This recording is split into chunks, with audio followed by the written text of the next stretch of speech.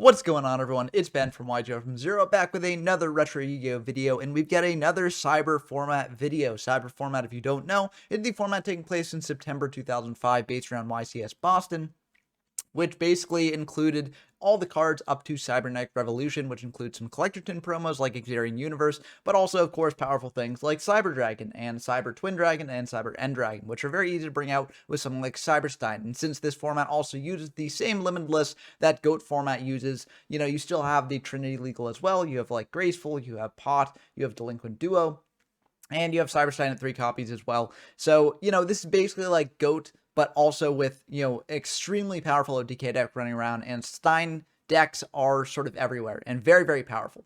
So because those Stein decks are very, very powerful and sort of the new it thing, people have moved away from playing things like the classic decks that are good in GOAT format, things like Chaos Turbo here.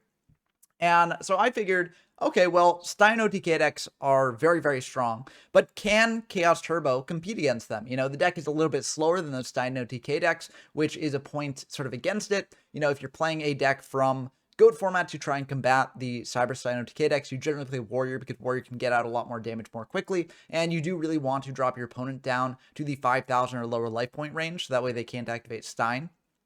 But, I think Chaos Turbo is still a very, very good deck. It's just a little bit slower. And I don't necessarily think that's a bad thing. If it can get its combos working and can get set up, then this deck can actually be very, very strong. And so I wanted to test it out in Cyber format, see how it did.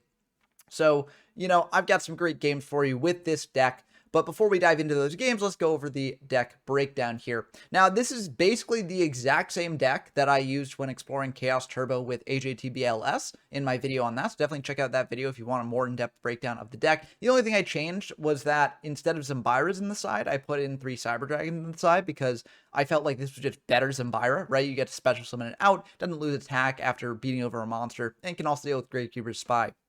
So I figured that triple side row would be good here instead of the triple Zombira there. But other than that, the deck is the same. I sort of just, copied it wholesale from that. And also, I forget the original creator of this exact version of the Chaos Turbo deck. It was mentioned in the AJTBLS video that I talked about just now. So definitely check out that if you want to see more of this and how it actually works in GOAT format. If you do want to adjust this deck further for Cyber format, I think that there are definitely things you could change here, but because I was just trying to do this sort of like little experiment, I just copied it exactly the same, and honestly, it worked out a bit better than expected. But if you're not familiar with Chaos Turbo, it's basically a deck that's trying to, turbo into your Chaos monsters using things like Thunder Dragon. You got card destruction, you got Jar of Greed to draw deeper, Upstarts to draw deeper. So you're trying to get into your Chaos stuff as fast as possible, and you can generally set it up pretty quickly with things like Thunder Dragon to get Lights in Grave. You've got Gravekeeper's Spies to bring out Darks from deck, etc. And it can just be a very, very powerful and, very busted deck if you're able to play it well. I'm not going to say that I can play this perfectly, but hopefully I'll be able to do a good enough job to get some wins in these games. Okay, first game we got is against Rago Dragon, a frequent guest on the channel. Always a pleasure to have them on. And we will win the rock, paper, scissors, shoot, so we're going to go first. And we open a really good hand here. Dust Shoot in the opener is always just so good. We go for Pot, we go for Upstart, just drawing deeper into our deck. We could have potentially saved that if our opponent has Dust Shoot for us, because we can't really play around Dust Shoot otherwise. But I do think it's fine just digging as deep as possible now. If we get double Dust Shoot, that's really good. If we get ways to stop their OTK pushes, that's good. And so I do generally think it's just good to dig as deeply as possible, as quickly as possible when you're up against a potential Stein OTK deck. But we don't really draw too many ways to stop that, so we're just going to go for a Moth, a Raigeki Break, and a Dust Shoot, and pass back to our opponent. There's no way we can play around Dust Shoot here, so I'm fine keeping the knock in hand. We go for a Dust Shoot on their hand there. I see that they've got Tomato, Stein, BLS, DD Warley, Snapsteel, and Delinquent Duo. That's a bit of an interesting choice here. Now, they don't have a way to clear away our back row, so if they do go for a Stein play, we can stop it. I mean, the only way that they'd have to stop it would be like Fiend Skull Dragon off of Stein, but that's really bad because they're dropping really low in life just for kind of an underwhelming monster to bring out off Stein. So I don't think that they'd go for Fiend Skull Dragon here. So I'm fine giving them the Stein. Warrior Lady is a bit awkward because then they could get a Light Engrave for BLS. But if they attack into our Moth and, potentially want to banish it to prevent us from getting a Light, then that could be good. We can also potentially set up a Dark Engrave with our Raigeki Break pitching the Breaker or the Night Assailant. So that way we have a Light and Dark, and you can banish the Warrior Lady that way. So, there are a couple different options here. I think maybe the Tomato would be the most annoying in that case. But I am going to think about this a bit. I eventually do decide to spin back the tomato just because I don't want them to have a monster that can like get back into the Stein really easily. And also, you know, I guess either way, I'm kind of like banishing the Warrior Lady potentially here. But like, I'd rather not use the Chaos Sork this early. And so if they do go for Warrior Lady, banish the Moth just preemptively, I'm fine with that. We do have other lights in our deck to get into. So yeah, I'm fine just sending back the tomato, as I don't know necessarily what that's going to bring out. And I'd rather save the Chaos Sork if I can. But our opponent's going to go for a Warrior Lady here, attack into our Moth, and that will indeed go through. And so we'll add back the pot there, and they are not going to banish. So no effect. They're going to go for a duo here as well. This can turn out really well for us. It can also turn out pretty poorly for us if they hit Chaos Sork or Pot. That would be bad. If they hit any of the middle cards here, then it's good. They hit a Breaker. We are fine with that. We're going to pitch a Knock, so that way we keep the light in our graveyard, because we pitch Night Assailant, we'd have to add back the Moth. Or at least, you know, I'm not sure if it's mandatory actually, but either way, it doesn't really matter here. We get the Thunder Dragon, so we can pitch that, add 2 more Thunder Dragons to hand here. And now we can go for a Chaos Sork play if we want to. So we're going to go for pot here, draw 2. We draw Gravekeeper's Spy, which is also pretty good. We're going to banish the Light and the Dark, bring out the Chaos Sork here. Because we have Spy, we can also wall up a bit, get out another Dark from Grave. So I'm fine with this turn of events. If they go for Snatch on our Chaos Sork, we might just want to Raigeki break it, since we've got plenty of discard fodder in our hand now. But then, you know, they can go for a Cyberstein play, but I don't think they can win this turn with Cyberstein. Okay, they're going to go for Cyberstein right now. They're going to call Prio. And now Phoenix Gale Dragon doesn't really help them here. Honestly, nothing really helps them against the Raigeki break. King Dragoon maybe is like the one thing that's annoying for us here. If it's King Dragoon, then that's a monster that we can't really deal with that easily. But it's also a bit risky for them to go for King Dragoon here. They go for Gatling Dragon instead. It's a bit unfortunate. You know, they get to flip some coins, pop some cards. And they're going to flip 1 heads, so that's one of our monsters. 2 heads, so that's another. And they actually managed to flip all 3 heads, so they got to destroy 3 monsters on the field. So they're going to destroy both of ours and their own Cyberstein, and they're going to attack in for 26. We're just going to Raigeki break that, pitch a Night Assailant, add back the Moth here.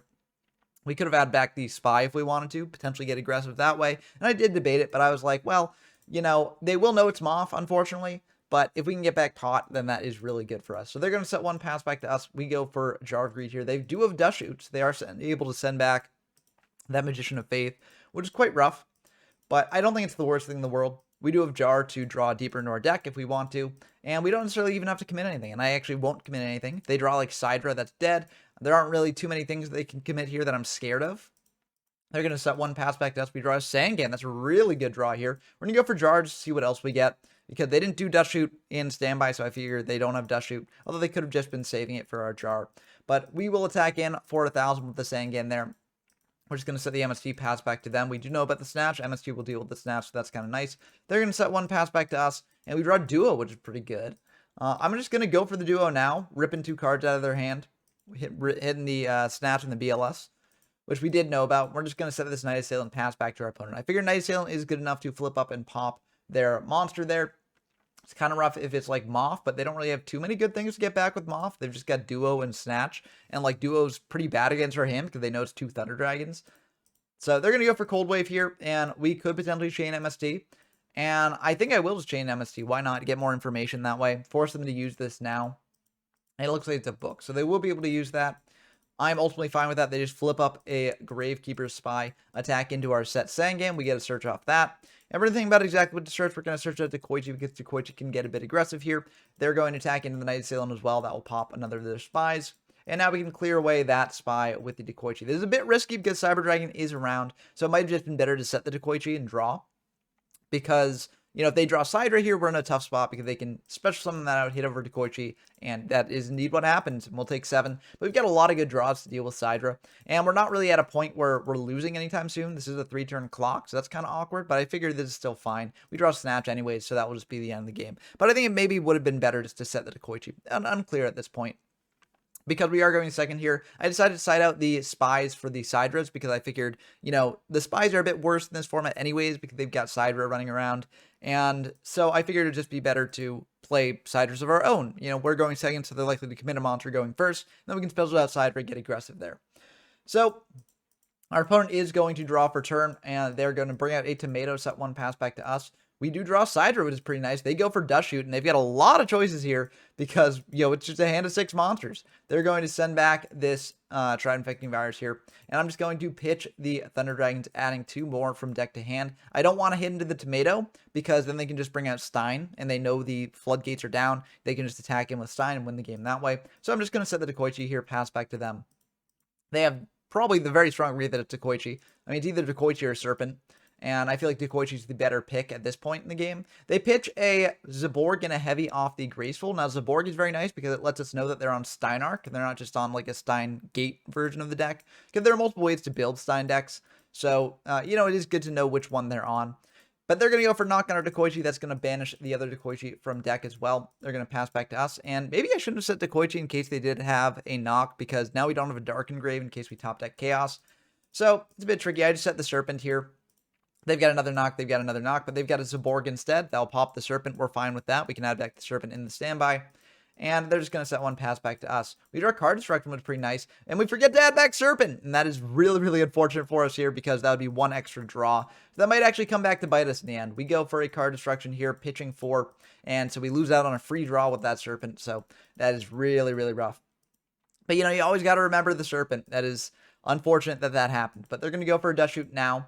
And they're going to send back a Sook, which makes sense because Sook is a way that we can deal with these Zaborg. Because we summon out Sook, attack over the Sidra, and that will deal with Zaborg very nicely. But we've got multiple draws here, so we can draw into another way to deal with Zaborg, hopefully. We go for an Upstart first, then go for a Graceful. We're going to pitch this Night Assailant, pitch a Sidra, and we add back this Magician of Faith.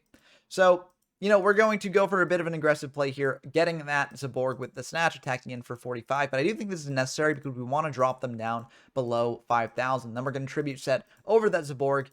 They probably have the read that's a Sidra, but we pitched the other Sidra, so, maybe they're like, oh, what other Tribute set could that be? Maybe they're on Guardian Sphinx, I don't know.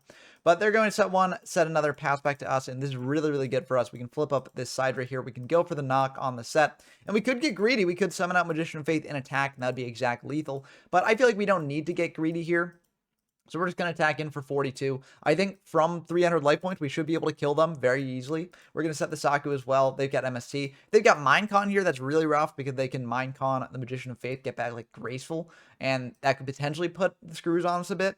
But I think I'm ultimately fine with this. They're just going to set 2 of their own, and we draw MST. That is perfect. So we can go for the Serpent here in standby. I should have done that last turn. We go for the MST now on the set. If it's Raigeki Break, that's unfortunate. We get a little bit punished for that.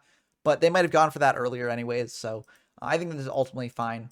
But yeah, we just go for the MST. It turned out that was a call. They've got them offset, and we got them off of our own. So what we would have done here is we would have MST'd the set, then flipped up them off, added back the knock, and won the game that way. So, very, very good showing for Chaos Turbo. This wasn't the only game I got against Rago Drago, though, so let's dive into that now. Okay, we got our second game against Rago Drago. This is a straight-up replay, so they know what we're on. We know what they're on. We know that they're on a Stein Arc deck. We're still on the Chaos Turbo, and let's see how it goes this time. That is an insane opening. Wow! That's so, so good. That's so good. Okay, so we're just going to, set the Spy, set the Dust Shoot, set the Mirror Force, pass back to our opponent. I could have gone for the Graceful early, but we don't really have the best pitches off Graceful. And I'd rather get the other Spies out of deck before going for Graceful. Just makes our draw quality a little bit better. So we're going to go for a Dust Shoot in the opener, see what they've got. We see they've got Zaborg, Cyberstein, Sangan, Tomato, and Graceful. Oh, that's so rough. They've also got another Dust Shoot as well, which we can't play around here. So yeah, this is very rough. I mean, we do have Mirror Force to stop any like super big plays that they've got. So it might honestly be the best to send back Zaborg, because like if they draw into Sidra, then they go for a Sidra, summon out Zaborg, pop our Spy, so we don't get the other Spy out from deck. And that's really unfortunate. If they do go for like a Stein play, we've got Mirror. They don't have a way to deal with Mirror right now. They could draw into that with Graceful, but like they do have other ways to get into Stein as well. I assume like Tomato can get into Stein, Sangan can get into Stein. So like sending back the Stein sort of seems like an exercise in futility right now, even though it could potentially buy us a turn. But I'd rather just send the Zaborg back, I think. Yeah, we do send back the Zaborg there. Shuffle that back into the deck. And let's see what they do now. They're going to bring out Graceful. Yep, I mean, we knew about that. And they're drawing 3. They're going to pitch a Braincon and a Tomato. So now we do know still a number of cards in their hand, but we know that the tomato's gone. They're going to bring out Sangan here. Go for a knock on our set. That's pretty rough. We lose our other spies, but, you know, again, this is sort of increasing the quality of our next draws off Graceful, so I'm not too upset about this. We also do banish 3 spies from their deck, so, you know, good to see those gone. They're going to attack in with the Sangan here. Step 1, pass back to us. That's likely the Dust Shoot, and it is indeed the Dust Shoot, so they're going to send back that to Koichi, give us less options here. I think that makes sense. And now we're going to go for the Graceful because I'd like to have unknown information that they do not know about for our turn here. So we draw, oh, okay, those are not bad. We're going to pitch the Moth and a Breaker here. Get a Light and Dark and Grave. Breaker isn't really useful because they don't seem to have much back row here. And I can just set to Koichi here, and I think that's fine. Or Moth. I guess we're setting Moth here. That also works. Moth is a bit risky. I mean, I've got Mirror Force to back everything up, but they might know about Moth. But then again, they're going to know about the Moth coming at a later point anyways. If we get back Graceful, that's really good. So I don't hate the Moth play. It might have been better to do Koichi, though. Unclear. They're going to go for the Stein there.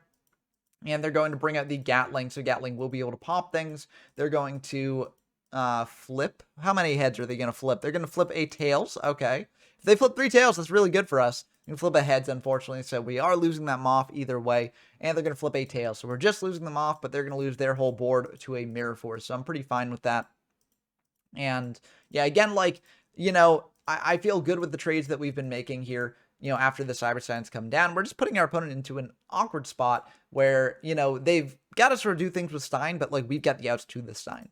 So that's one of the risks of playing a Stein deck. If you don't have your things like Tornade or Cold Wave, etc., to really stop what the opponent has, then, you know, they can potentially stop your plays.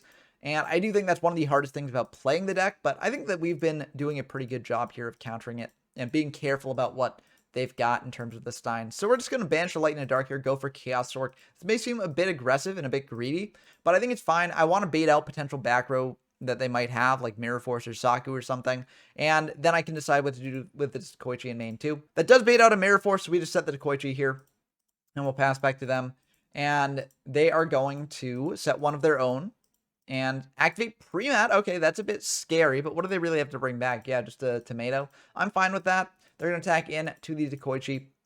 We get a draw off that. We draw Night Assailant. That's pretty good. And we draw Card Destruction as well. That's pretty nice as well. We're going to go for a Card Destruction here, pitching the Night Assailant because it's basically a free draw because we do get the other flip monster from Grave, so we add back the Magician of Faith. We pitch a BLS too, so that's really nice. They didn't have any lights in Grave before, so I'm happy to see that gone.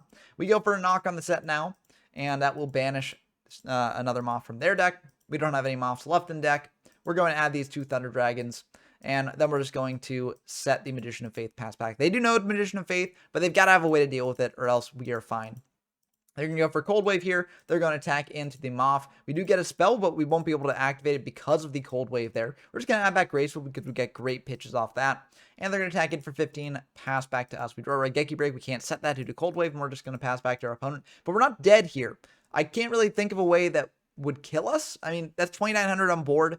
You know, they'd have to have a way to get 2,600 more damage on board, which is very hard to do from this position that they're in.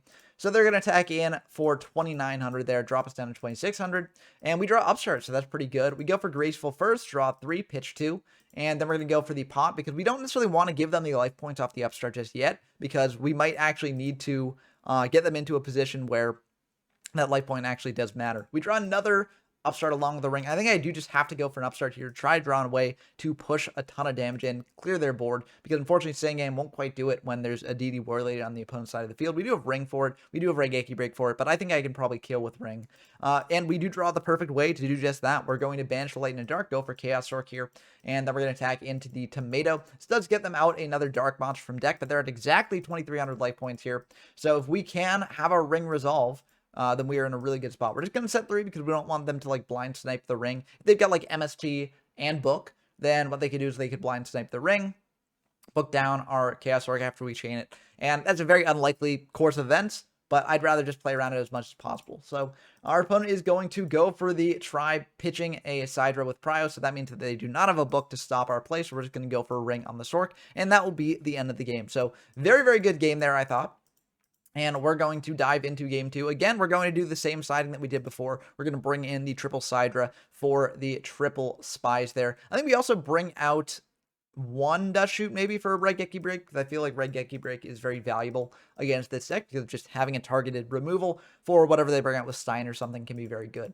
But our opponent's going to open pot Graceful, so that's really good for them. They're going to pitch a Cold Wave and Tomato there. They're going to go for Duo as well. They hit the Serpent, so I'm very happy about that. And we have a bit of a choice here. And I think I make the wrong choice overall. I pitched the Night Assailant. I think I maybe should have pitched the Thunder Dragon, but my reasoning for this was that I don't want to have dead Thunder Dragons left in the deck for later. And if I pitch the Thunder Dragon now, then I will. But I think, honestly, I should have pitched the Thunder Dragon, because if they're going Pot Graceful, they very likely are drawing into Dust Shoot. And I'd rather give them like 2 things that can actually do something against their board rather than just 1 on the Sidra there. So I think actually the choice might have been to pitch the Thunder Dragon instead of the Night Assailant. Debatable. I mean, you know, it's all this is debatable, but like, I feel like that might have been the right decision. But anyways, our opponent's going to set 2, set another pass back to us. They're going to go for the Dust Shoot indeed. Send back the Sidra, and now we can't really do anything this turn. We can, you know, thin out our deck with the Thunder Dragons, which isn't terrible. And we've got draws with the Jar of Greed, which isn't terrible as well. But now they know the floodgates are open for a Cyberstein play if they do got it. So we're going to go for heavy on that back row just in case. They know about the heavy anyways, so they're not going to play around it. And we're going to set this Jar of Greed, pass back to our opponent. They are going to flip up a Moth, and they're going to think about what to add back. They're going to add back Graceful. I mean, I feel like this is probably the end of the game. They're going to go Graceful, draw 3, pitch 2. They're going to pitch a Spy, and they're thinking about the other pitch. They're going to pitch another Spy. So kind of rough that they drew those. And they're going to attack in for 13. Okay, we potentially have something to do here. So that is going to go through indeed. They're going to set 1 pass back to us. We go for Jar. I'm trying to play around things like Decree, which some Stein decks do bring in if they're going first. But maybe I should have played around Dust Shoot more. Because if it is Dust Shoot, that's kind of annoying. But we don't really have the best things to Dust Shoot here anyways. So they do indeed have the Dust Shoot, though. So now that's going to be a dead Thunder Dragon back in our deck. So again, maybe I should have played around the Dust Shoot instead of playing around the Decree. But we set a Raigeki break there, pass back to them. They're going to go for Heavy Storm. And we got to think about whether to use the Raigeki break now. We don't necessarily want to Raigeki break the Sangin, because then they search out Stein and they win the game. We don't want to Raigeki break the Magician of Faith, because then they have a Light and Dark engrave, and that could potentially lead to a BLS, which would not be good for us. So I ultimately decide just to let the Raigeki break go. They bring out a DD Warrior Lady here, attack in for 2,800. And that is very unfortunate for us. We drop down to 3,900. They set another pass back to us. We draw a Chaos Sork. We do have a Light and Dark engrave. So that's something. Oh, I should have had back the Serpent as well, especially if I was, you know, playing into Dust Shoot either way. So that is another mistake I made. I keep forgetting Serpent. It's so hard to remember. But I really do need to do that, because that would have been a free pitch off break. I mean, I still wouldn't have activated break the previous turn, because again, I don't want to set up a Stein play or a Chaos play. But it is good to just have that free discard there. We're going to banish the Light in the Dark, go for the Chaos Orc here. And we are going to Prio, and we're going to banish the DD Warrior Lady. We want to prevent them from getting Lights Engrave. They can potentially get a Light Engrave if they, you know, crash their Magician of Faith into our Sork. So maybe I should have brought out Sork in defense. I was trying to play around Sidra here. But if they've got Sidra, they can distribute over the Faith anyways and get a Light Engrave that way. So it doesn't really matter in that case. We're just going to set a Raigeki break here, pass back to them. They're going to go for a Tribe, though. That's going to pitch, you know, they call Spellcaster. That will pop their own Faith. It will also pop this Chaos Orc. And they're going to try and get in for 2,600. I think it's fine here to Raigeki break the Tribe, as we really can't afford this damage at this point. And it's good just to get that off the field. And we draw Knock, which is not going to be that helpful for us. We can set the Serpent. Just sort of wall up a little bit, pass back to them. We keep the Knock in hand because we want to bluff that might be a monster that's not Serpent, but they just have the read that it's Serpent, which makes sense because we don't really have many cards, so very likely it is Serpent. And they're just going to get in for 1,000 here. They're going to pass back to us. We draw a Ring, which is not really going to be the best for us because we're at so low life. But we can do something with this. We set the Serpent, set the Ring, pass back to them. They're going to attack in to our Serpent with their Serpent. We actually make an interesting choice here. We Ring their Serpent. Because, again, Ring is not really going to be that valuable because we're at such low life. And at least this way we protect ourselves from taking 1,000 more. They're going to attack into the Serp with the Sangyan. They're going to set another pass back to us. We draw a Duo, which is not going to be that good because we don't have a way to deal with the Sangyan. So we're actually just going to set the Serpent. We set the Knock here. I could have set the Duo. Might have been a better bluff. But either way, I think we're in a tough spot here. I don't think we're going to be winning this one. They bring out Borg, and that will just be the end of the game here. So yeah, nothing we really could have done by the end there. But I think in the beginning, we definitely could have played it a little bit differently. And, you know, things could have turned out a little bit different for us. But we're going to dive in to the game 3 here. Now that we're going first, again, I bring in the 3 Dust Shoot. I take out the Sidras, and so that should be pretty good here. I also bring in these Spies again because the Spies, I think, are a lot better going first than they are going second in this format in particular. So we set a Spy, set a Jar, set a TT, pass back to our opponent. They are going to draw. They're going to go for a Upstart. Okay, that makes it harder for them to kill us, so I'm very happy about that. They go for a Tomato here, and they are going to attack into our Spy. So Spy will get flipped up. We get to bring out another Spy from deck, and I'm feeling pretty good about this. They're going to set one, pass back to us. We draw a Duo here, which is also very, very nice. We got to think about exactly what to do here. And in standby, we're going to go for a Jar. I don't really think I need to wait or do it in standby. What was I thinking about? Yeah, I don't really think I need to do it in standby. I don't think it mattered there. Maybe that was just to check if they had Dust Shoot. But I go for a Duo here, rip 2 cards out of their hand. Maybe I should have saved the Duo for after a card destruction. But I'd rather have them draw less, draw less into their deck than draw more into their deck if I do go for the card D play. But I choose not to go for card D anyways. I just go for Duo, ripping 2 cards out of their hand. They go for Pot, unfortunately, to draw back into those cards. So they're going to set 2, pass back to us. We draw Raigeki Break, which is pretty good. We go for Knock on the set. It is a Spirit Reaper, and we're just going to set this Raigeki Break, pass back to our opponent, and they are going to go for Duo on us. That's kind of rough. We pitch a card destruction. We're also going to pitch a Night Assailant. We don't have any flips for it, unfortunately, but we want to save our Heavy Storm because they've got 2 back row there. We draw another Night Assailant, though, so that is perfect. We pitch the Night Assailant, pop their Tomato, add back this Night Assailant. Now I could go for a Heavy here, guarantee that I get in for, over 1,400 damage and drop them below 5,000. But I'm fine playing into their back row a little. I'd rather save the TT because TT is really tough for them to deal with. So I'm attacking in for 12. We drop them down to 5,200. If they do Stein at this point, they're down to 200 life. So I feel pretty good about this. We set the Heavy, the Pro set Heavy here because they have a back row that I feel like they probably won't Heavy on their own. And I figure after I use the TT, I can just go for the Heavy here. Maybe this will bait them into setting more back row of their own. We go for a Pot here, draw 2. And that's really good. We get Thunder Dragon and a Chaos Monster as well. So we go for the Thunder Dragon there. And then we bring out the Chaos Sork off of those Banish. And yeah, we're in a really, really good spot here. If they clear this, we've got plenty of discard fodder as well. But we do manage to get in for 23, dropping them down to 29, which is very, very nice. They go for a breaker here, and I do just go for the TT. I don't want them to break the Heavy, and this might bait them into setting more back row as well. They do not, though. We draw a Sangan, but we're just going to bring that out and attack in. Like, there's no real back row that really stops an attack position of Sangan, just attacking in. So, again, I feel like I can save the Heavy for a later point. They're going to bring out Sidra here. That is kind of rough. But it's not the worst thing in the world. Oh, that might be the worst thing in the world. They're going to bring out a BLS, banish the Sangan, prevent us from getting a search there, and then they're going to attack in for 2,100. That is really rough for us. I'm not sure there's really much we can do against this. I mean, I can bring out Sidra, crash into their Sidra, but they can just keep banishing what we've got.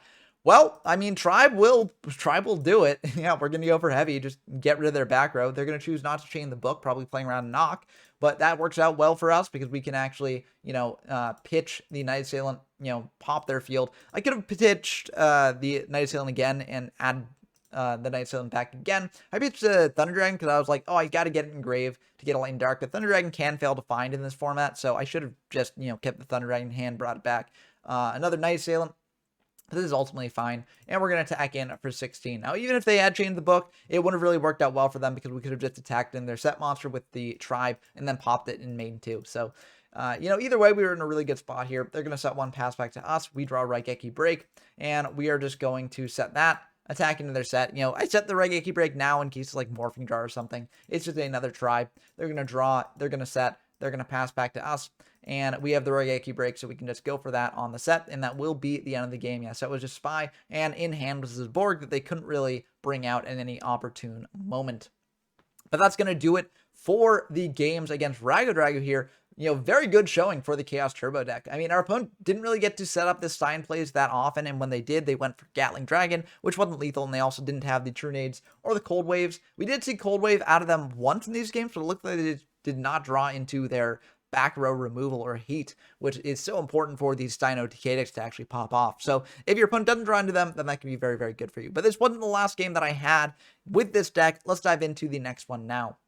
Okay, we got a game here against Soul65, a frequent catcher on the channel. Always a pleasure to have them on. We're going to go into the rock, paper, scissors here, and we unfortunately lose that, so we are going to be going second. Kind of rough, but, not the worst thing in the world for this deck.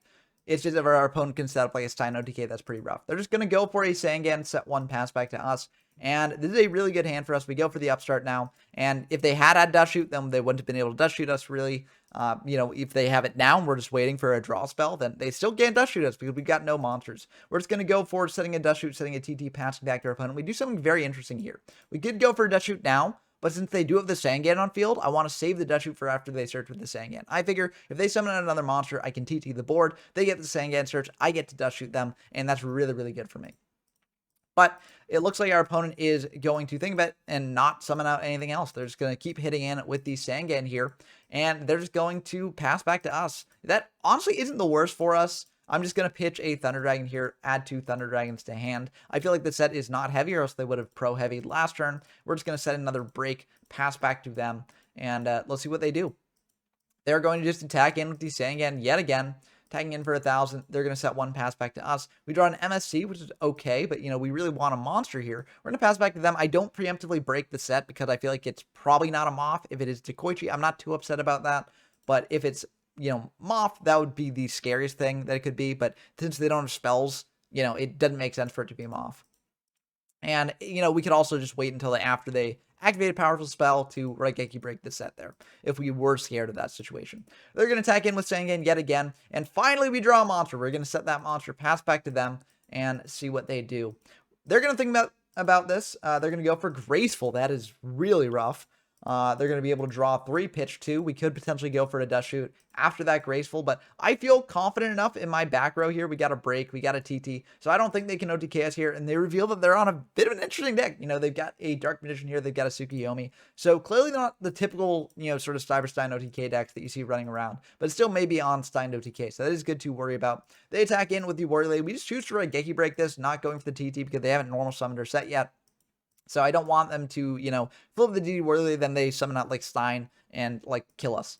So I'd rather just, save the TT and the Dust Shoot here. They set a bunch in the back row and pass back to us. And this actually works out really, really well for us. We flip up the Sangan. They don't have a response to that, so we will just TT the board. So they do get a search here off their own Sangan, but we also get a search off our Sangan. And we've got our Dust Shoot now. So what we'll do, we'll search out a Serpent here because we do have the Graceful. Then we go for a Dust Shoot, getting a peek at their hand. We see that they've got a Cyberstein, a Rhoda, a Last Will, a Magician of Faith, and a Cyber Dragon. So it's a bit awkward for us here because they can just go for Rhoda, bring out Exiled, Exiled Tribute, get Last Will online, bring out Stein. So there's no point to shuffling back the Stein, really. I think the things that we have to worry about are Moth and Sidra. And I think of those, what we're most scared of is like them getting really aggressive with the Sidra. I do actually think this is a bit of a misplay. I do take the Sidra because I'm worried about that aggression. I think I should have taken the Moth. And the reason why I should have done that is because if they're going for an aggressive play and they go special summon Sidra, reinforcement for an exiled, pop our monster, whatever we have, and Last Will out a Cyberstein, pay the 5,000. Then, yeah, I was thinking like then Ring would be good for Sidra, but no, I'm using a bit too much hindsight here. I think Moth is the right play now. But maybe I should have just gone for Graceful before going for the Dust Shoot here. I want to play around like Solemn, but realistically they're going to Solemn the Storm. So I don't know. I misplayed that, but yeah, I think the sequencing here was off. But yeah, I think the Sidra is fine, knowing what I know now. It does come back to bite us here a little bit, based on what we get off our Graceful draws. So I think that's why I was like overthinking that play. But realistically, I do think that the Sidra is perfectly fine to get rid of. But we go for Graceful here, and we draw some pretty good ones. We're just going to pitch a Thundra and a Serpent. That seems like the clearest picks to me. And we go for Breaker here, attack in for 19. And this is what I was saying with like, looking at it from after knowing about the Breaker, now Moth would have been the better send to bring back, because if they go like Special Summon Sidra, bring out Exiled, pop our monster, wheel out a Stein, pay 5,000, then we can ring to that activation of Stein, popping the Sidra and winning the game from that. But realistically, I think we're still in a really good spot. The reason we bring out Breaker instead of the Moth is we don't want them to just go Exiled, pop Moth, and then bring out Stein. We know they don't have Sidra in hand right now, and if they do want to go Sidra again, we got the ring for that to stop that. So I feel like this is pretty good. We set a ring and we set a Mirror Force. If they go for like Snatch on our Breaker, then we ring our own Breaker, and I'm feeling fine about that. But they are going to think about what to do here, and they are going to ultimately, they're going to think a long time about this. They're going to set one pass back to us, and I'm perfectly fine with that. We've got a knock here. We go for the knock on the set. It's just a serpent, so, you know, they still have the moth in hand, unfortunately, but what we can do here is we can set our moth of our own, pass back to them. So now they have kind of two options. They can go for the moth of their own, and, you know, what we do on the following turn is flip up our moth, add back the knock their set, and get in for damage. Or they can go for the exiled force play, popping our Magician of Faith, but in that case, we don't really need the knock. So I feel like this is a really, really good situation to put them in, and so I'm feeling good about this. They just set 3, pass back to us, and we draw a Chaos Orc, which is pretty good. Now, we know most of that back row is probably dead, given that we knew a lot of their hand already, and they could only realistically draw 1 new live back row. We know the draw for last turn was a Serpent here. So we add back the Serpent, we flip up the Moth, add back the knock here, and we're just going to knock their set yet again. It's a Sidra. We are fine with that. We're going to pop one of their back row. It's a Last Will. And now we get the MST to pop the other back row. Even though we know their back row isn't really live, I feel like this is fine to do just keep getting aggressive here, because we do have the Chaos Orc in hand to potentially go for a lethal push here. So we do hit a Royal Decree. That gives us good knowledge about what they're playing, and we could potentially side for that in game 2 or 3. But we're going to bring out a Chaos Orc here and just bring out the Serpent just to add insult to injury, really, and attack in for a ton of damage here. We got Ring in case they've got a Karibo in hand, but we know that they don't because they've set the decree. So that will be the end of the game there. And, you know, that was a pretty good showing for the Chaos Turbo deck. I mean, it didn't seem like they were on a standard Stein deck, but they did have the Stein combo in hand for a while. They just didn't have a way to clear our back row. Again, that is really why this deck is winning these games, because the Stein decks are not drawing into their back row hate, you know, like Royal Decree, like, you know, True Nade or Cold Wave or etc. So, you know, if they had drawn into that and gone for a big play, then maybe things would have turned out differently. But as is, we're in a really good spot here. We're going to, you know, do this sort of side deck plan that we've been doing for a while here. We side into the Sidras over these spies. I think we might side out 1 Dust Shoot for 1 Raigeki Break as well. And they're going to go for a Skill Dark Magician here, going for duo right away. Pitching a Raigeki Break, and we'll just pick a knock because, you know, they don't have a set monster on field. They're going to set 1 pass back to us. We draw duo. This is a bit awkward. They've got the Dust Shoot here to take our Sidra, unfortunately. So we really wanted that to clear the Skill Dark. What we're going to do now is we're just going to go for the upstart here. We draw a card destruction, so that's not bad. We could potentially go for card D, and we are indeed going to do that. I maybe should have set the duo first, but I know they're getting out a Dark Magician next turn. I want to maximize my chances of drawing into like Sidra or a way to out the Skill Dark. So this does seem a little bit weird that I'm pitching a duo, which is very, very strong. But, you know, I really do want to draw a way to out this because that will be at 3 on their following turn. So, bit awkward. I draw into Night Assailant plus Jar. Yeah, I don't know. Maybe I should have kept the duo, but hindsight's 2020, and I don't want to judge based on like the draws that I drew there, because I could have potentially drawn into a Sidra. You know, there were 2 left in, actually there were 3 left in deck. They Dust Shoots them back. So I don't know. That was a bit awkward there, but they're going to go into the Dark Magician there. They're going to go into a Mystic Swordsman level 2 off the top, or, you know, in the card destruction draw. That is rough. So they will be able to hit over the Night Assailant, attack in for 25, and now we're in a bit of a tough spot. We draw into Pot, though. That will help us get out of that spot, hopefully. We draw Break and TT. We draw into Tribe off the Jar as well, and this is a bit of a tough choice for us. We go for the Tribe, attack over the Swordsman level 2, and what I'm actually going to do here, this may seem weird, but instead of going for the Tribe, I just set the Raigeki Break pass back to them. And you might be wondering, why am I doing this? Well, the reason why I'm doing this is I don't want to clear their board and allow them to bring out a Sidra. So what I'd rather do is, you know, if they go for a Dark Magician attacking into the Tribe in their battle phase, we go for Break, pop the Magician, and then our Tribe is still alive, so we can deal with potentially whatever else they might have next turn, and it's a bit more reactive, a bit more defensive, I think. So maybe that was a mistake. Maybe I should have just set the TT or pitched the Break and passed, but I feel like this is ultimately fine. They go for Breaker here. They're going to pop our back row. We can chain that to pop the Dark Magician there, and I feel pretty good about this. They can crash into our Tribe, but ultimately that's, like, okay. The awkward thing here is that they've got 3 cards to our none at this point. So it's a bit rough, but I think that we did fine enough that turn. I think that was ultimately the right play. We draw another Break, though, so that's kind of rough. We set that pass back to our opponent here, and they're going to bring out another Skill Dark. They're going to go for Graceful here, draw 3, pitch 2. That will get another counter on the Skill Dark. They're going to go for Last Will here, and they're going to go for another Last Will here. So this is, you know, aligned to lethal, and so they'll be able to bring back that Dark Magician. They're going to be able to activate those last wills. Bring out Sangan, bring out Stein. They're going to pay 5K for Stein. And actually, this, I don't know. I'm not sure if I would have gone for Stein here. I mean, I guess it does threaten lethal, but like, if you go for Stein here, you risk losing to Ring. If we had set Ring here, we could pop the Dark Magician and win that way. But we don't have Ring, so it does ultimately work out here. And this does play around, like, I guess, TT and Mirror Force. But realistically, like, if I had TT, I would have fired it here. But I don't know. It's a bit tricky to say. Either way, they did end up winning that one. And we're going to go into game 3. So, going into game 3, you know, again, I set it out these Sidras. This time, I brought in some spies. I brought in the Dust Shoots as well. So, hopefully, we'll be able to draw into some of that. We do not, but this is still a really good hand. We go for Duo to start. We pitch a Knock. That's really nice. And they think about what to pitch. They pitch a Snatch. We're going to set a Koichi and a Saku, pass back to them. And they are going to check if we had Dust Shoot. That is fine. And they're just going to set one, set another, pass back to us. I'm feeling okay about this. It's a little bit scary depending on what they have, but we can flip it to Koichi here. Draw into Pot. That's really good. We draw 2 off Pot. We draw into Thunder Dragon as well, so we can pitch that Thundra. Add 2 Thundras to hand here. Now, I'm a little bit worried. I think because they set 3 there, it might be a Morphing Jar, so I'm just going to set 4 here of my own. I don't know. It's a bit tricky, but I do think it's fine just to play around Morphing Jar this way. If it's like Moth or something, then this is also fine. They can get back like Knock, but I don't really care if they knock this Koichi because I've got the other Koichi in rotation already. So, yeah, I think this is ultimately fine. It is indeed the Moth, so they're going to get back that Knock, which I think is perfectly defensible. And, you know, we're just going to pass back to them. They're going to go for a Skill Dark here. They're going to knock our set. That is perfectly fine. And that'll put 1 on the Skill Dark.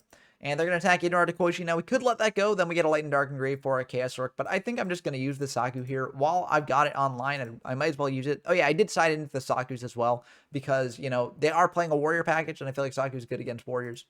So they're just going to set 1, pass back to us. We draw into Jar. Actually, yeah, I didn't bring in the Spies. I brought in some Sakus instead. So that might make me a little bit too Monster Light here. But I figure we got enough ways to get into monsters that should be fine. But anyways, they go for a Dust Shoot here, and they're going to shuffle that back. I figured going for Jar instead, like in the end phase there, was fine, because either way, they can fire off a Dust Shoot if they've got it, and I want to play around Decree if they have that in the back row. So, yeah, I'm fine with just going for Jar immediately.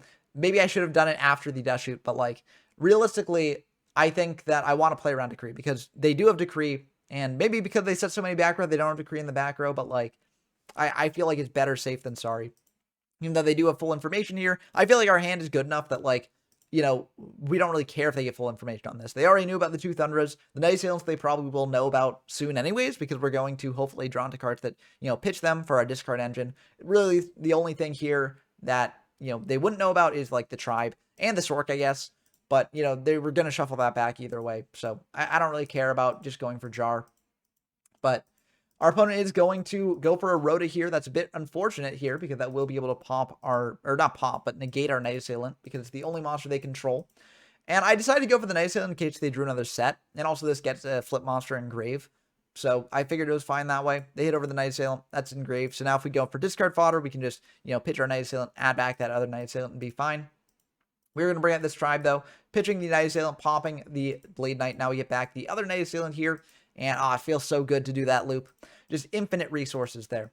We attack in for 3K. I mean, if they had Mirror Force, they got Mirror Force here. I feel like we're in a good spot if they do anyways. And we've got TT as well, so we don't care about our board getting cleared because we can just TT whatever they bring out too. So we're going to attack in for 3K. That will go through. Now they're below the Stein range, which is very, very nice. I really like to get them below that point because that's sort of like a mini game that you always have to play against these Stein decks. You got to get them below the point where they can use Stein as early as possible, because that is one of their main win cons, and if they can pull that off, then they basically just win the game on the spot. If you get them below 5K, they've got bricks in their decks now, and so that's pretty good. They go for a Rhoda here that they had set. They bring out a Ninja Grandmaster Sasuke. Probably going to use that to hit over the Tribe. That's perfectly fine. We'll take 2 from that, and then they're going to pass back to us. We draw an Upstart Goblin, which is pretty good. We will just go for the Upstart. It doesn't put them above the 5K range, so I'm perfectly fine doing this. We draw into Heavy, which is pretty good. We're just going to set the Koichi, set the Moth, pass back to them. This is a bit awkward when we get TT on board, but I figured, like, if they bring out, like, Mystic Swordsman level 2, we can just TT that, I guess. And otherwise, I don't really care about them having Sasuke on field. But they are going to think a bit about this, and they're going to ultimately decide to go for a Last Will here, which does make things like TT like really awkward. And then they're going to go for a DD Warley, not a Magician of Faith. They're going to attack into our Magician of Faith, though. And we're going to add back the pot. And they're going to decide not to use the effect because we already have Lights Engraved, so it doesn't really make sense for them to do that. And we can just, make that Last Will not resolve because we never cleared their monsters there. Kind of an awkward thing about Last Will in this format is that you do have to activate it before a monster gets sent to grave. So if you are sort of hedging around things like Mirror Force, etc., then, you have to activate it before and you can potentially waste it. That does happen in these formats occasionally. We go for the pot here, draw two into a breaker and a Death Shoot. That's really good. We go for the breaker here. I fear that set is not something that can stop battle because if it was, they would have prevented us from getting them down below 5k. So I feel like we can just hit over that Sasuke without much fear, and it looks like we can indeed. So we will hit over that. Then in main 2, we can pop that back row. The breaker is still bigger than the Warrior Lady, so that's pretty nice. And we hit it to creep. So glad to get that out of the way to make the TT online for later. So we're just going to set a Dust Shoot here as well because Dust Shoot's dead. We don't care if we have to heavy our own Dust Shoot. It's a bit of a bluff as well, and I'm fine setting it here. They are going to draw one, and they're going to switch the Warrior Lady to defense, pass back to us. We draw a Serpent, which is pretty good. We just set out a Night Assailant, pass back to them. We've got 3 cards here that are good to pitch, so we don't necessarily need to keep the Night Assailant discard loop online here. Maybe I should have saved it because I can go into like Magician of Faith off of it, but I feel like it's fine just setting it to potentially pop the Warrior Lady. So our opponent's going to switch the Warrior Lady to attack over our Night Assailant. They'll banish both, so that's a bit unfortunate there. And then they're going to think a bit about what to do here. We do have the knock if they set anything, so I feel good about that. But it looks like they're just going to pass back to us, and I feel really good about this. We just attack in for 16, and we decide not to set the break because I don't really need to, commit further into heavy. I'd rather just have the break as follow-up. I don't think they can kill us anytime soon because we're at 6,800. There are very few OTK lines that the deck has outside of Stein. So they're going to bring in a Sider, though. That's a bit unfortunate. We do lose our breaker here. And that will indeed go through. So we're going to take 5 from that. And main 2, they're going to set 1, set another pass back to us. And I feel like we can just go for Summon Serpent, go for TT here. So I do just do that. If the set is Sangan, that's the biggest punch for this. But if it's a live flip monster, then we feel really good about that. Unfortunately, it is Sangan. So that is very rough. They will get a search here. They're going to search a Serpent of their own. That gives us foreign value. But we do have this Nobleman of Crossout in hand to get rid of that if they set it. So I feel good about that. But they're going to draw for turn. They're going to go for Graceful here. That is really, really good, especially with that Serpent in hand. So they're going to ultimately pitch the Serpent and the Exiled Force, and they're just going to pass back to us. I'm perfectly fine with this. We draw a Mirror Force. Not really the biggest card there, but I'm trying to set up a Thunder Dragon to come down and hit the field in the following turn. I figure it should be fine just summoning out Serpent and attacking in. Plays around Knock this way, so I feel like that's ultimately for the best. They are going to actually punish this play, though, in a big way. They are going to add back, or they're going to choose not to add back this Serpent to play around Dust Shoot, which does make sense. Then they're going to bring out this Sook, set down the Sinister Serpent, then go for Knock on that Serpent. So, unfortunately, we tried playing around the Knock, did not help. And we're just going to Raigeki Break that Sook because it isn't really that much damage, so we don't really care about it too much. But we've got another Raigeki Break in hand. We got another Mirror Force in hand. No real need to save it because we got so much back row removal. So they are going to pass back to us. We draw a Snatch Steal, and we're just going to have to set the Raigeki Break, pass back to them. We kind of want to save the Thunder Dragon in hand now with the Raigeki Break, so it's a little bit awkward there if we have to use it. But, we'll just judge the situation as we come to it. So we'll see what happens here. They bring out a Tribe, and that is ultimately going to be fine by us. They'll attack in for 16, and main 2, they're going to set another pass back to us. Now, what I could do here, I could go for heavy on this board, lose the Raigeki Break, sure, but that way I guarantee my Snatch goes through. I guarantee summoning out Thunder Dragon and attacking in for 16. So that might be the move, but I just decide to go for the Snatch Steal now. If it trades for one in the back row, trades for one in the back row, it's 1 for 1 anyways, and we've got Raigeki Break, we get Mirror Force next turn anyways, so it should be ultimately fine. So they do have the MST for it. We will just go for break now, pitching a dead Dust Shoot, keeping the Thunder Dragon in hand, just because you never know when it could come up, and we are very unlikely to get Dust Shoot off. We also do already have another dead Dust Shoot set, so we really do not need that extra Dust Shoot there. Our opponent is just going to think a bit about this, and they're going to pass back to us. We draw a Jar of Greed. That's pretty good. We're going to set the Jar, set the Mirror Force, pass back to them. This is to play around like a Dust Tornado in the end phase. I feel like they probably would have gone for Dust Tornado a lot earlier in the game if they had it, but just in case, we might as well do this. If they've got a heavy, we can chain Jar to it, so we're fine with that. Dust Shoot's already dead, so we don't really care about it. But, it might not be dead for much longer. There are 3 cards in hand, so they're actually getting to a point where maybe our Dust Shoot can actually end up having an effect on the game. So that would be kind of interesting here. But they're going to think a long time about this, and they're just going to pass back to us. So that's really good. Death Shoot is now online. We draw Sangan, which is one of the best draws in our deck here. We're going to attack in for 1,000, draw them down to 1,600, pass back to them, and now in standby phase, we can use that Death Shoot finally. I never expected this Death Shoot to go off. I honestly just had it here as a bluff to potentially bait them into setting more to play into heavy, but it actually worked out here. So we see that they've got Serpent, Sidra, Premat, and Will. I'd rather send the Sidra. The reason for this is I don't want them going Premat, target like Sangan, and then tribute over it for Sidra. I also don't want them going like special Sidra, Premat back, exiled, pop our Sangan, will out something else. That's a lot of damage there. We do have Mirror Force for it, but you know, they might have Decree as the set, so I don't want to like play into that. So I do just send back the Sidra. You know, if they set the Serpent, we got knock for it. So either way, I feel fine about that. So we're going to shuffle that back, and then they're going to go for, what are they going to do? It's a bit tricky for them. I'm not really sure if they have many good options here, because we just got them in such a commanding position with the Sangan here. So they're going to go for the Premat indeed, and they're going to bring back the Tribe. So that's pretty good there. That can potentially hit over our Sangan, but luckily for us, we do have this Mirror Force. So we're just going to go for that. Pop the Tribe. They can't use Last Will in main 2 now. But yeah, they're just going to set one pass back to us, and this should be the end of the game. We got Jar to draw deeper, and also we've got the heavies to clear away their back row, which we want to do. Didn't get something live that they've been holding this whole time. It was just a TT. Unfortunately, they never had a really good time to activate it.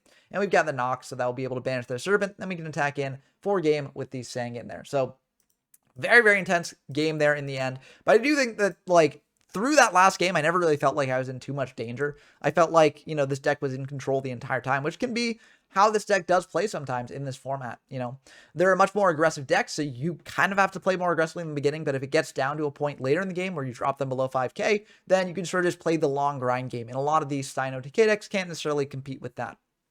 But I do think that this deck is still very good in Cyber format. I'm not sure if it's as good as it was in GOAT format, because again, you know, Cyber Stein OTK decks are running around. We got lucky in that they never really drew into spell and trap removal to stop our big plays, to stop what they're doing as well. But I feel like, you know, if these games had gone a bit differently, if my opponent had drawn a bit differently, then we definitely could have been in a really bad spot here. So I don't necessarily think that this is the best deck in the format anymore, like it is in GOAT format. But I do think it is still very good, and if you do want to sort of test out your Chaos Turbo skills in a completely different format and like have to play the deck in a completely different way, I definitely recommend playing it in Cyber format because it is a lot of fun. But if you want to play Cyber format for yourself, definitely head on over to the YGO from Zero Discord server, link in the description down below. Great place to find games in Cyber format and any other format that I've featured on the channel. Also, we'll be holding a multi-day tournament in this format later in the month, so definitely head on over to the Discord if you want to participate in that. We'll be holding the locals before that tournament happens as well in Cyber format. If you want to be in that, you also have to be in locals, so definitely head on over. It's a lot of fun in that Discord server. But also, if you like gameplay videos like this and like seeing explorations of formats that aren't really explored anywhere else, definitely subscribe to the channel. I got a lot more of these coming, a lot more Cyber format games, a lot more games in other formats as well. So definitely subscribe if you're interested in that sort of thing. If you want to support me directly, I do also have a Patreon, link in the description down below. Join the Patreon and get shout out in these videos. So big shout outs to Dump Truck, GMYFest, Tyler Compton, Rinswin, Brendan Knocker, and Pork Tycoon. It really means a lot that you all support me this way, and it makes me want to make more videos like this. But let me know what you think about this deck and the format as a whole down in the comments down below. And until next time, I've been Ben from YGO from Zero, and I'm signing off.